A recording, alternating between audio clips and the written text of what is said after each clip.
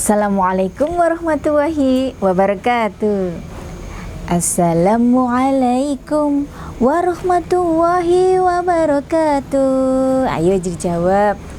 Waalaikumsalam warahmatullahi wabarakatuh. Senang ya Kak Nini? Iya, alhamdulillah. Hari ini Kak Nini berjumpa lagi dengan teman-teman dan sahabat-sahabat yang solih dan solihah. Apa kabar kalian semuanya? Pasti sehat dan luar biasa. Tetap semangat ya. Nah, kali ini Kak Nini ditemani sama Aku Uci. Oh, Uci. Iya, Uci ini adiknya. Adiknya Acil. Oh, adiknya Acil, alhamdulillah. Nah, sekarang Uci kita mau berbagi cerita bersama teman-teman. Tapi aku mau curhat dulu Kak Nini. Oh, Uci mau curhat teman-teman. Kenapa Uci? Ginilah teman-teman. Ya Allah, teman aku itu namanya Dodon. Dodon lagi, Dodon temannya Mas Acil. Sekarang juga jadi temannya Uci. Asalnya nggak naik kelas. Oh, gak naik kelas. Kak unggah. Oh, gak munggah. Kalau bahasa Jawanya itu gak naik kelas, gak munggah. Kenapa? Itu ternyata Dodon waktu jadi teman aku itu tetok senengannya ngoring-ngoring. Oh, sukanya marah-marah teman-teman. Bahasa Jawanya marah-marah, muring-muring. Lah kenapa kok muring-muring? Ya nggak tahu. Oh, baiklah. Kalau gitu kita dengarkan ceritanya Kak ini ya. Itu harus aku curhatnya gimana? Ya dengarkan dulu. Oke. Adik-adik yang solih dan solihah semuanya, ada seorang anak yang tiap hari seperti si Dodon mungkin suka marah-marah, suka berkata kasar, suka berkata yang tidak baik, pokoknya suka yang berkata kotor. Nah, kemudian ayahnya ini bingung, kenapa anakku ini tiap hari sukanya marah-marah. Kalau misalkan tidak cocok sedikit, dia marah. Sama kayak Dodon. Samanya gimana? Yang misalkan itu mau masuk kelas, terus ada tanganku di depan pintu. Kan harusnya sabar. Iya, sabar terus. Dia marah-marah, ngomong jelek. Hei, goblok kan. Astagfirullahaladzim, kok ngomong gitu? Iya, astagfirullah. Wadah. Oh gitu. Nah, mungkin seperti itu. Nah, adik-adik yang solih dan solihah, ayahnya lalu memanggil si anak tadi. Anakku, kemarilah. Iya. Kenapa? Jawabnya aja sambil marah-marah, teman-teman. Boleh tidak? Tidak boleh. Nah, kemudian ayahnya menyuruh kepada anaknya. Begini, kamu setiap hari marah-marah terus. Ayah bingung, kenapa kamu suka marah-marah? Kan aku lega, kalau aku marah itu lega. Hatiku tuh lega, tenang. Habisnya di sana sini selalu tidak cocok. Ya sudah, aku kan marah. Tapi itu kan temannya setan, Aku tidak peduli. kata anak tadi. Kemudian ayahnya mempunyai ide.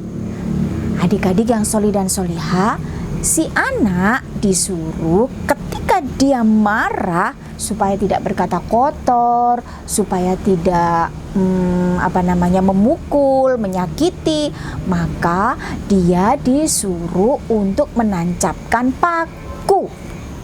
Di kayu kan ini? Ya iya, jadi ayahnya punya pagar yang sangat panjang. Nah, kemudian setiap kali dia marah, dia harus menancapkan paku itu. Si anak lalu berjanji, Itu pekerjaan yang sangat mudah, Ayah. Baiklah, mungkin dengan begitu aku tidak marah-marah ya, Ayah. sudah kerjakan saja.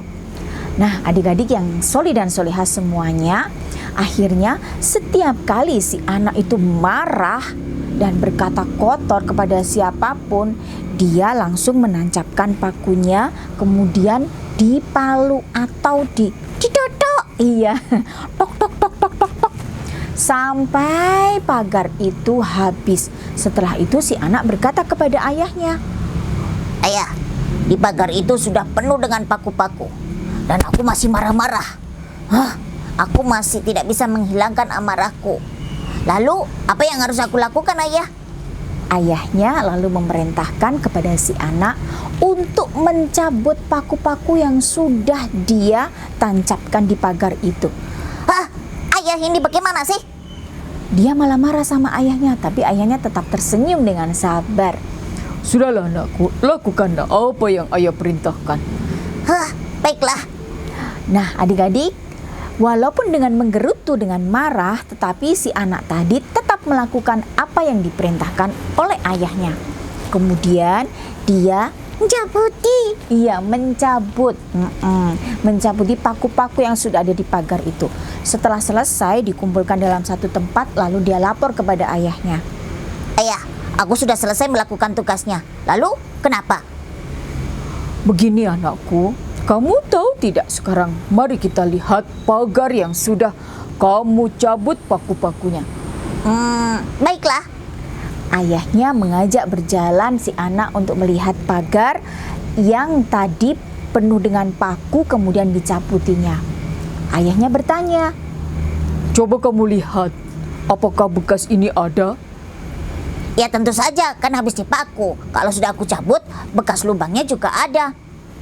Kelihatan bagus atau tidak? Tentu saja tidak. ayahnya barulah menjelaskan. Begitulah anakku, setiap kali kamu berkata kotor, menyakiti hati orang, maka seperti pagar yang sudah kamu tancapkan dengan paku dan kamu cabut kembali, lubang itu tidak bisa hilang. Maksudnya ayah? Orang itu akan sakit dan sakit hati itu tidak bisa hilang. Dia akan senantiasa mengingat apa yang sudah kamu katakan. Terus, makanya aku nggak punya banyak teman ya ayah. Betul sekali. Nah, sekarang kamu mau marah-marah terus, menyakiti banyak hati orang, atau kamu ingin punya banyak teman? Aku pengen punya banyak teman ayah. Baiklah, kalau begitu, Aku tidak akan marah-marah lagi. Tidak akan berkata kotor lagi. Maafkan aku ayah. kamu mintalah maaf kepada orang-orang yang sudah kamu sakiti. Iya. Nah, adik-adik yang ada di rumah, sejak saat itu anak tadi tidak pernah marah-marah lagi. Dia berusaha untuk menahan diri untuk tidak marah. Kemudian sang ayah memberikan pelajaran lagi, jika dia ingin marah ketika saat berdiri maka duduk, biar tidak jadi marah-marah yang berlebihan. Kemudian kalau misalkan ketika duduk Si ngori-ngori ngai, ya dikai turu. iya betul, dibuat tidur. Nah, adik-adik yang ada di rumah, Rasulullah kan mengatakan, ayo uji, hafal nggak hadisnya? Hafal. La tak lakal jannah. Janganlah kamu sekarang, maka hakimu surga. Itulah kuncinya, jika kamu ingin masuk surga, tahan amarahnya. Iya, ya wis nanti Dodan tak kasih tahu gitu. Semoga Dodan gelong. Iya, amin. Kita harus saling memberi Nasihat. Nah, adik-adik yang ada di rumah, itulah cerita dari Kak Nini bersama dengan Uci. lain kali ketemu lagi dengan cerita yang berbeda. Coba Uci salam dulu. Assalamualaikum warahmatullahi wabarakatuh.